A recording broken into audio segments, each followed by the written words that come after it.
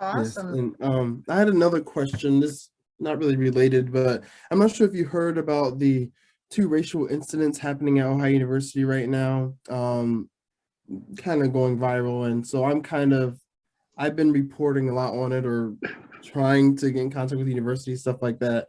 Um, what are your suggestions with something like that? Yeah, I can understand it with like, being Black, I can try to understand their situation, but still it can be difficult to navigate. So what are some like tips that I can take In in what these tips next in few what weeks? way? What are you looking for specifically? Well, so okay, so like just while interviewing these people that have gone through these things that are hurting them, that are making them rethink if they probably wouldn't even be here at the university, and things that are happening because they are Black, like what are some things that you think I should be careful of? Like, how do Be a I? journalist. Yeah, of course. But Okay? like, just like, Be a journalist. Don't try to sit there and second guess Mhm. what you should be asking them, but at the same time, be neutral and be a journalist. Yeah, Get the facts. Find out what the situation was. Get their feelings about the situation. Do not interject any of your personal things. Do not start agreeing with them and becoming part of it, because then you'll lose credibility with the others that like you for who you are and not a part of it. You can't side with it. You have to stay neutral. Yes, it affects you, but that's not what your role right now. Your role is to report the news. If that's what you're talking about, report the news, get the facts, share the facts. If you get the opportunity to present an editorial or an opinion piece, then you do it. That's one of the hardest things to do. And in the 45 years that I've been in the industry, I'm pretty much a neutral guy. People know my politics, but they don't know my politics because they know I can sit in a room with someone that everybody despises and I can hold a conversation with them because I'm not going to be antagonistic. I'm going to listen. So one of the things that I did while I was at OU is I made sure I had, my minor was philosophy and psychology. Learn people. When you learn about people, you'll be able to handle any situation regardless of the type of people that you're dealing with. Back in 1978, WOUB radio, I literally did an interview with the Grand Wizard of the Ku Klux Klan from Columbus, Ohio. That was rough, but because we were doing it as a news piece, it never aired because of the language that was being used by the individual. But that wasn't the point. Point was, is I conducted that interview and I conducted it professionally. Yep. Yeah, I think Bruce said it all. I mean, that's why I go through every day. I cover politics here too. And during the election of 2016 and 2020, it's important not only to be unbiased and neutral, but be even-handed. If you're going to hear from one side, let's hear from the other side.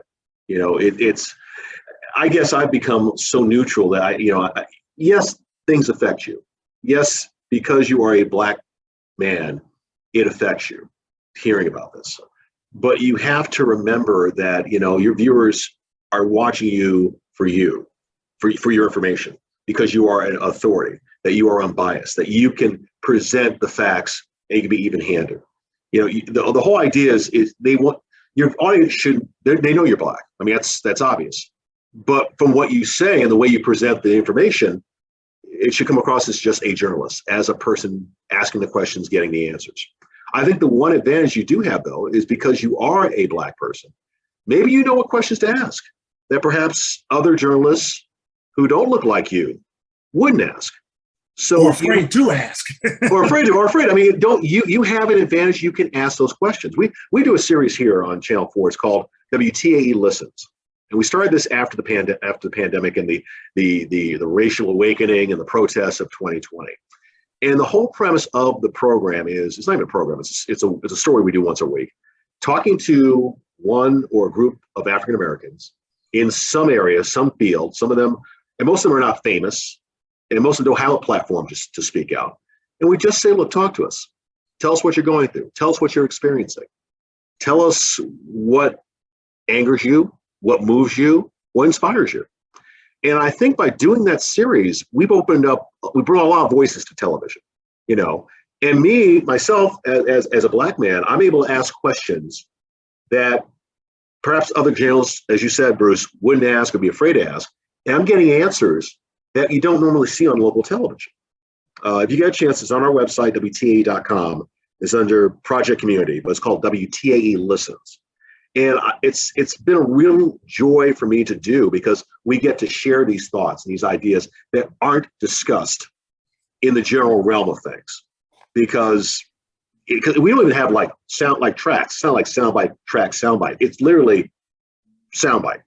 Just go on. And it's a Q&A, it's a discussion back and forth. So I guess what I'm saying to you is, you have an advantage over some journalists because you understand what these people, at least where they're coming from and how they're interpreting it. Now the job is to ask the question without bias and allowing them to share their feelings. And I think you do this probably with your friends anyway. So it's just, if you can take that to the world of reporting, you're going to be a successful journalist. And question, if you're doing this for someone, I'm assuming you're talking sorry, about... I should have been more specific. I'm reporting for WOUB with it. I mean, because there's a lot going on. I mean, there's like protests almost every day now. So people are helping and stuff, of course, but I just was trying to, it's probably the biggest story that I'll have to do so far. So I just want to get it right. And so I've just been trying. And now here's a test for you. Mm-hmm. We talked about social media, using it. And I'm pretty sure, I don't want to put words in Andrew's mouth or put him on the spot, but I know I will do it.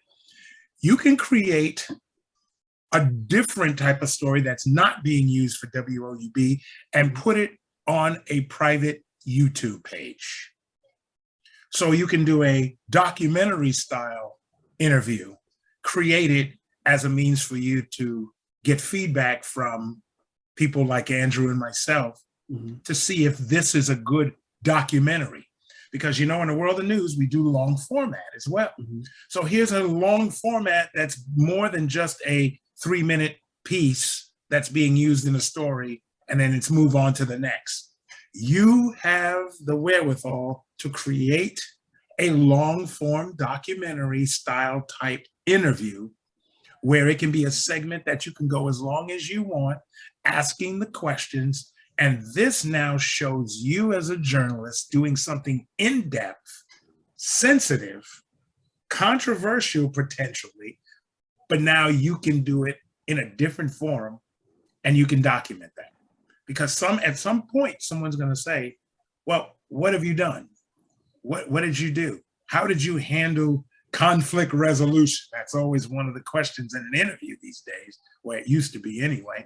It was, how do you, were you ever in a situation where you had to handle conflict or conflict resolution? Well, now you can point to that 6-minute interview, that 10-minute piece that you've done, that you edited down questions, and you can share that. So use your social media. Don't post it, create it, save it, put it on a private, YouTube channel, and you don't have to make it public, but you've got it in the event that you can make it public when you need to.